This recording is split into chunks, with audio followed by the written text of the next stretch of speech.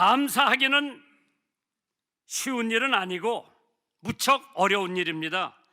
윌리엄 셰익스피어의 작품에 킹 레어라고 하는, 레어 왕이라고 하는 대사에서 이러한 말이 나옵니다. 레어 왕이 노인이 되었을 때에 딸들에게 배신을 당했을 때 혼자서 푸념하는 대사입니다. 감사할 줄 모르는 자녀를 가진 것은 뱀의 이빨보다 더 날카로운 것을 갖는 것과 같다고 말했습니다. 바울 사도가 로마서 5장 3절 4절에 고통의 진보, 고통의 연결을 다음과 같이 말해놓은 적이 있습니다. 환난은 인내를 낳고 인내는 연단을 낳고 연단은 희망을 낳는다고 했습니다.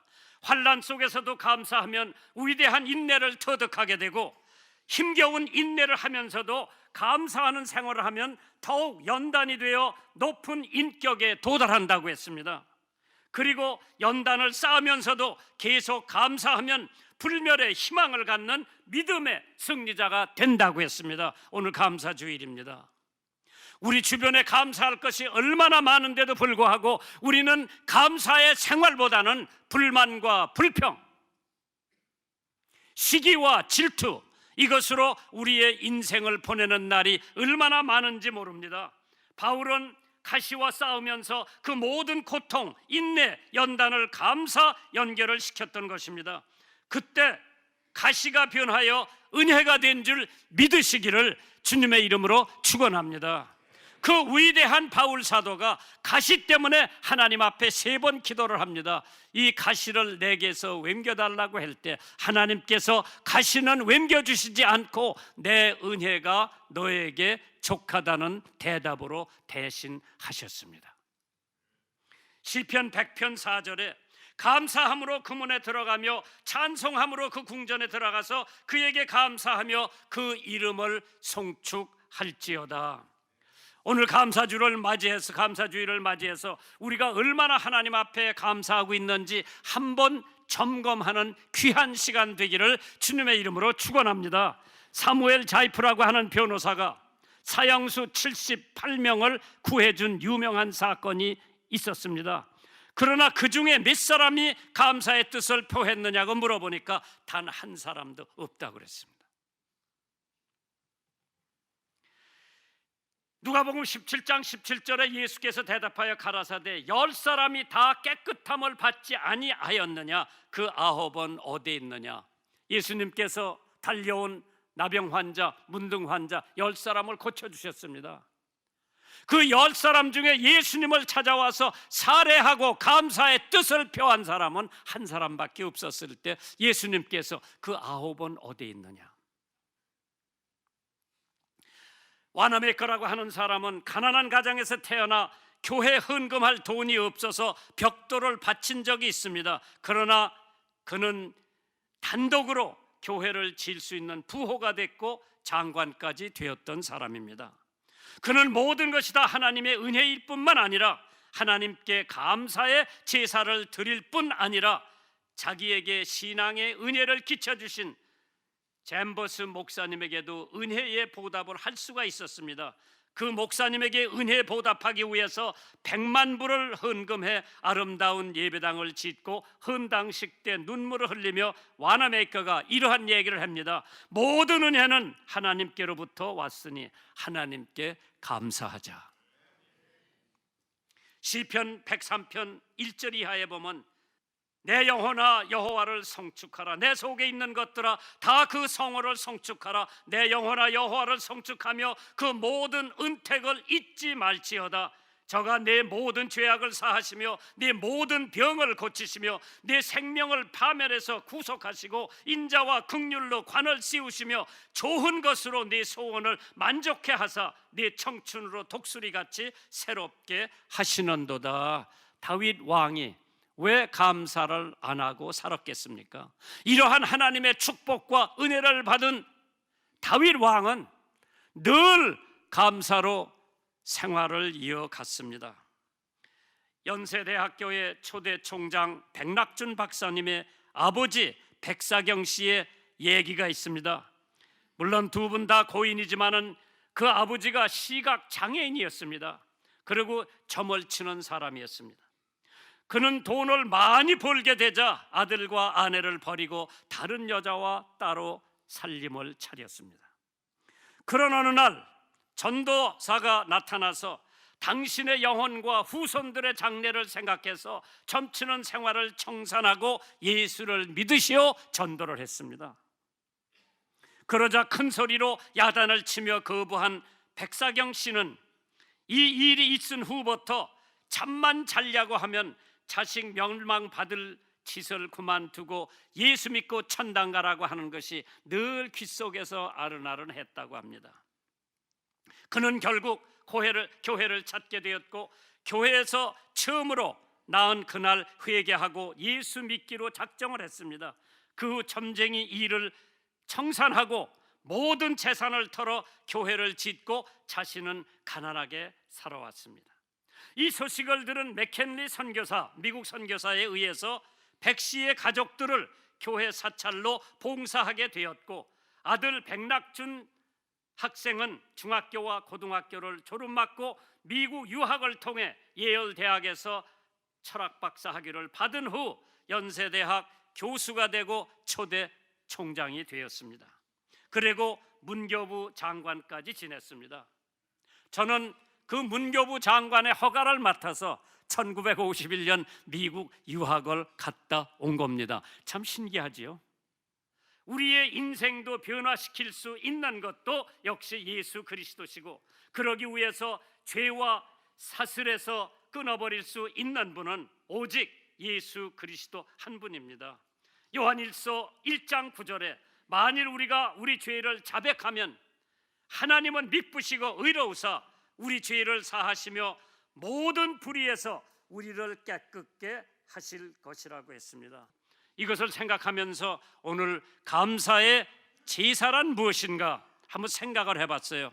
그래서 첫째는 찬양의 제사가 감사의 제사라고 생각이 됩니다.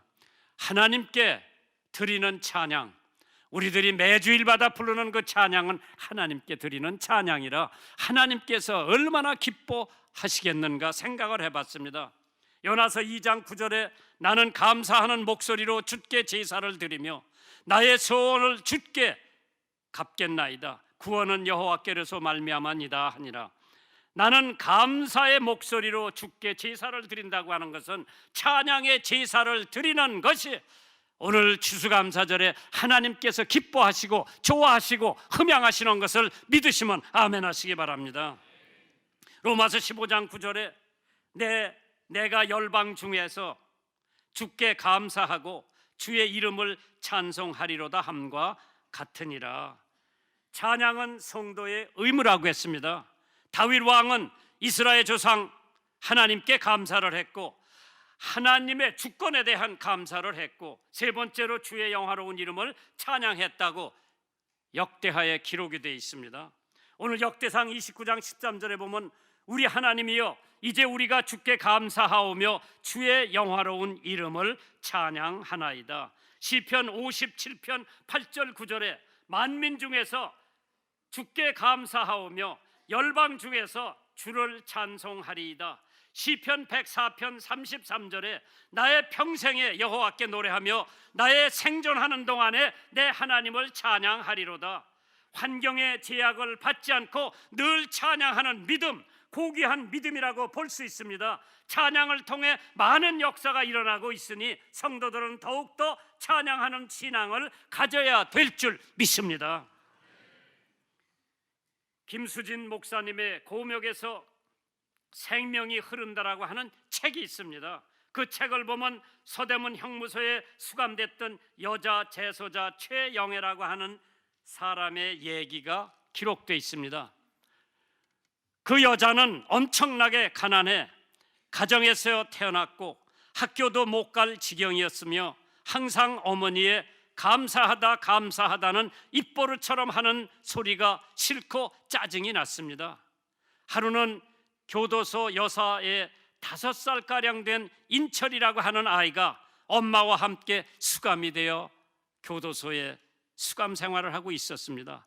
여자들이 떠들고 웃고 있는데 갑자기 인철이라고 하는 아이가 찬양을 합니다. 예수 예수 내 주여 지금 내게 오셔서 쉬 떠나지 마시고 부형같이 됩소서. 그 찬양 소리에 모든 사람이 조용히 있고 인철이는 계속해서 찬송을 합니다. 그때 그 목사님은 찬송 소리 들리는 감방 안을 들여다보게 됩니다. 그가 전도하던 최영애라고 하는 여자가 머리를 떨구고 울고 있었습니다. 그렇게 전도해도 들은 척도 하지 않았던 그 여자가 눈물을 비 쏟듯이 흐르는 것을 보고 목사님은 전도를 시작합니다. 그러자 최 여인은 말문을 열었습니다. 목사님, 가난과 어머니의 병고로 인해 일을 하면서 야간 중학교를 나왔고 어머니의 성화의 신학교를 2년을 다녔으나 흥미가 없었으며 돈을 벌어야 하겠기에 율락가의 길을 택했고 걷잡을 수 없는 죄악 속으로 빠져 들어갔습니다. 건달과 동거하며 소매치기 협조하여 바람잡이 노릇을 하며 아버지가 누구인지도 모르는 아이를 낳아 친정 엄마에게 맡기고 그만 방탕의 길로 치닫았습니다. 어느 날 문득 가족이 보고 싶어서 밤늦게 집 근처를 배회하며 담장 너머로 툇마루에 앉은 어머니와 그 옆에 앉은 사내 아이의 모습을 보게 되었습니다. 그리고 어머니 말씀이 제가 숨어서 지켜보던 곳까지 들려왔습니다. 아이고, 감사하기도 해라. 우리 경신이가 기도도 잘하네. 하나님께서 꼭 엄마를 돌려 보내주실 거야. 아들을 낳고도 5년이 지났지만은 한 번도 찾은 일이 없었던 그 여인은 가슴이 메어졌고 더 이상 그 자리에 있을 수가 없어서 그 자리를 떠났습니다. 그러나 그때부터 그 찬송이 늘 마음속에 있었는데 오늘 교도소 안에서 인철이가 그 찬송을 부르는군요 하면서 목을 놓고 울었습니다. 멀리 갔더니 처량하고 고나며 슬프고 또 외로워 정처 없이 다니니 예수 내 주여 지금 내게 오셔서 쉬 떠나가지 마시고 길이 함께 하소서. 그래서 목사님도 미워했는데 그 여자 얘기입니다. 모든 것이 여지없이 무너져가고 있으니 나는 어떻게 해야 됩니까? 그때 목사님은 감사하세요 최영애 자매님, 하나님은 당신을 놓지 않으시고 기어이 구원하시려고 이런 천사의 찬송을 통해 기적을 이루어 주신 하나님께 감사하세요. 그때 기도합니다. 목사님이 오 하나님이여, 이 여인을 붙잡아 그 감옥 안에서 어린 인철이의 찬송으로 내가 이렇게 변화되었다고 간증할 수 있는 하나님 여종이 되게 하여 주시옵소서. 찬송을 통해 큰 변화를 받았으니 우리들은 늘 찬송으로 하나님께 영광을, 인간에게는 하나님의 축복을 줄 수 있기를 바라는 마음 간절합니다. 찬송 제사 드리세요. 찬송 제사는 돈이 안 들어갑니다.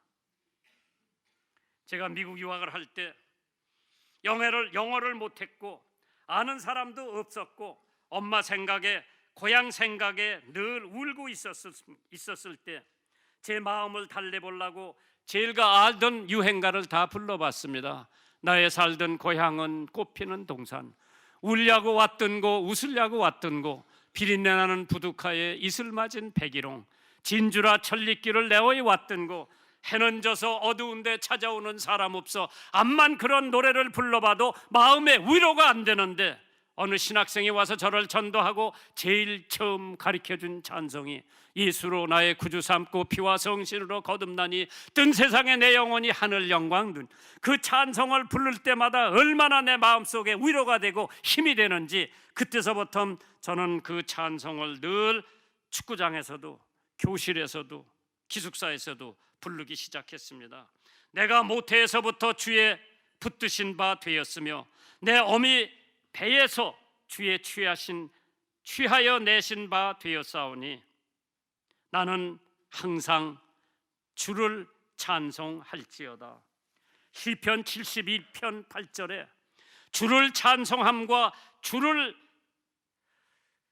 존승함이 종일토록 내 입에 가득하리라. 찬양은 하나님이 원하는 바입니다. 골로새서 3장 16절에 그리스도의 말씀이 너의 속에 풍성히 거하여 모든 지혜로 피차 가르치며 권면하고 시와 찬미와 신령한 노래를 부르며 마음에 감사함으로 하나님을 찬양하라고 했습니다. 눈물을 흘리며 친구에게 이렇게 말을 합니다. 지금 내 남편은 나와 이혼하고 싶대. 그런데 지금 하나님은 어디 계시니? 친구가 등을 어루만지면서 이렇게 권면을 합니다. 하나님이 항상 계시던 곳에 계시지. 네가 찬양하기 시작하면 곧 만나 뵐 수가 있을 거야. 내 남편이 지금 이혼을 원하는데 하나님을 찬양하라고? 그건 어리석은 짓이야. 그렇게 대답을 하고 며칠 후에 완전히 좌절한, 이제 더할 나이가 없지요. 하나님, 저는 모든 것을 다 해보았습니다. 이제 전 당신을 찬양하고자 합니다. 그러나 제가 그것도 제겐 도움이 되리라고 생각지 않습니다. 당신에게도 그걸 너무 잘 아실 겁니다. 그러나 그녀는 자기가 교회에서 나가도 부르던 찬양을 부르게 됩니다. 찬송을 부르는 동안에 자신도 모르게 새로운 욕망이 물결같이 넘쳐 흐르기 시작합니다. 그녀는 집안을 깨끗이 청소하고 맛있는 음식을 만들어 아이들과 함께 행복한 식사를 합니다. 다음날 저녁 그의 남편이 자기 물건을 가지러 왔습니다. 그러나 절망이나 슬픔이 느껴지질 않았습니다. 남편 짐을 가지고 떠나자 그는 눈물을 흘리면서 하나님을 찬양했습니다. 그런데 반 시간 후에 초인종이 울립니다. 남편이 되돌아왔습니다. 여보, 난 이혼하고 싶지 않아. 난 당신이 더 이상 나에게 관심을 쏟지 않았다고 생각했기 때문에 떠난 거지. 당신이 받아준다면 내가 다시 들어올게. 그때가 바로 그 여자가 2절을 부를 때입니다. 내 고생하는 것 옛 야곱이 돌베개 짐 같은 꿈에도 소원이 늘 찬송하면서 죽게 더 나가기 원합니다. 그 찬송을 부르고 있었을 때 초인종이 울리고 남편이 되돌아온 겁니다. 찬양은 기적을 낳게 마련이죠. 찬양의 제사. 오늘 감사절을 맞이해서 돈 안 드릴 수 있고 드릴 수 있는 게 우리의 찬양의 제사입니다. 두 번째로는 순종의 제사를 드리라고 했습니다. 사무엘상 15장 22절에 사무엘이 가로되 여호와께서 번제와 다른 제사를 그 목소리 순종하는 것을 좋아하심 같이 좋아하시겠나이까. 순종이 제사보다 낫고 듣는 것이 수양의 기름보다 낫다고 했습니다. 하나님이 구하시는 제사는 상한 심령이라 하나님이여 상하고 통회하는 마음을 주께서 멸시치 아니하시리다. 순종의 제사. 예수님은 순종의 제사를 드린 분입니다. 빌립보서 2장 5절에 너의 안에 이 마음을 품어라 곧 그리스도 예수의 마음이니 그는 근본 하나님의 본체시나 하나님과 동등됨을 취할 것으로 여기지 아니하시고 인간의 몸으로 성육신에서 이 땅에 오셔서 십자가에 돌아가신 것은 하나님 앞에 순종의 제사를 드렸습니다. 예수님의 순종의 제사가 없는 한 우리에게는 구속의 은총도 없고 구원의 역사도 있을 수가 없습니다. 그가 십자가를 지면서 나의 하나님 어찌하여 나를 버리셨나이까. 그것이 바로 예수님이 하나님 아버지 앞에 드리는 순종의 제사였습니다. 순종은 구원의 절대적 조건이라고 했습니다. 아무것도 몰라도 나는 전도하는 순간 순종을 하고 구원을 받고 목사가 됩니다. 마태복음 7장 21절에 나더러 주여 주여 하는 자마다 다 천국에 들어갈 것이 아니요 다만 하늘에 계신 내 아버지의 뜻대로 순종하는 자라야 천국에 들어간다고 했습니다. 미국의 한때에 프라마스 키퍼라고 하는 단체가 아주 성황을 이루었습니다. 저도 그 단체가 저를 초청해서 아틀랜타 조지아에서, LA에서, 시카고에서, 호놀룰루에서 수만 명을 모아놓고 설교한 적이 있습니다. 이 단체의 영향력은 매우 엄청나게 1990년도 미국 수도 워싱턴에서 100만 명이 모여서, 남자들만요, 한자리에 모여서 7가지 약속을 합니다. 그 약속 중에 첫째는 하나님의 말씀에 무조건 순종. 7번째 마지막 약속도 하나님께서 주신 지상명령의 순종이라고 했습니다. 하나님이 원하시는 것은 성도들이 순종의 제사를 드리는 것을 원하고 계신 줄 믿으시기를 주님의 이름으로 축원합니다. 마틴 루터는 나의 이적을 행하시는 것보다, 나는 기적을 체험하는 것보다 순종하고 싶다고 말한 적이 있습니다. 하나님께서 오늘 추수감사절을 맞이해서 여러분과 제가 드려야 할 것은 찬양의 제사도 드려야 되고 감사의 제사도 드려야 되는데, 옛날 최봉석 목사님은 일본 고등계 형사를 만나서 경찰서에 잡혀갑니다. 신사 참배하지 않는다고 무수히 때리고 고문을 할 때마다 최 목사님은 주여 감사합니다, 아버지 하나님 감사합니다, 저에게 상받게 해주시니 감사합니다, 이렇게 매를 맞아도 감사만 연발하니까 마루에다가 못을 거꾸로 박고 거기 굴러댕기게 했습니다. 여전히 오 주여 감사합니다, 우리 주님 무거운 십자가를 지셨사온데 나 같은 것이 감히 핏자국을 따라가니 감사합니다, 아버지 감사합니다. 그러니까 일본 경찰관이 이런 미치광이가 다 있나, 나가서 실컷 감사나 해라 하면서 내쫓았답니다. 범사에 감사하라, 참 어려운 일입니다. 홍수에도 감사하고, 가뭄에도 감사하고, 암 걸려도 감사하고, 돈이 없어도 감사하고, 손해를 봐도 감사하고, 재산이 다 날아가도 감사하고, 몸에 악창이 나도 감사하고, 아내와 친구가 버리고 가도 감사할 수 있는 사람, 보통 사람은 못합니다. 주신 자도 여호와시요 취하신 자도 여호와시니 여호와 이름이 찬송을 받을지어다.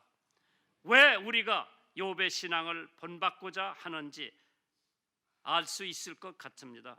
만일 내가 감사함으로 참여하면 어찌하여 내가 감사하다 하는 것에 대하여 비방을 받느냐. 페니 제이 크로스비가 있었습니다. 그가 9살 때 이렇게 기도를 합니다. 만약에 하나님이 나에게 시력을 허락해 주신다 해도 나는 안 받을 겁니다. 하늘나라에 가면 밝은 눈을 주실 텐데 세상에서 더럽히지 않은 깨끗한 눈으로 우리 주님의 얼굴을 보려고 합니다. 그리고 그녀는 이렇게 말을 합니다. 나는 내 눈을 멀게 한 그 사람을 만나면 나는 그에게 한없는 감사를 드리겠다고 했습니다. 왜? 식모의 불차례로 앞을 못 보게 되었으나 어려서 할머니가 들려주신 성경 이야기를 듣고 영의 눈이 열려서 기도하는 중에 신령한 노래를 많이 썼습니다. 900편의 시를 썼습니다. 그 중에 유명한 찬송가가 나의 달려갈 길 다 가도록 예수를 나의 구주 삼고 성신과 피로, 그 찬송도 바로 페니 제이 크로스비가 썼습니다. 그래서 그는 감사의 제사, 찬양의 제사를 드렸던 위대한 찬송가 시를 쓴 여자입니다.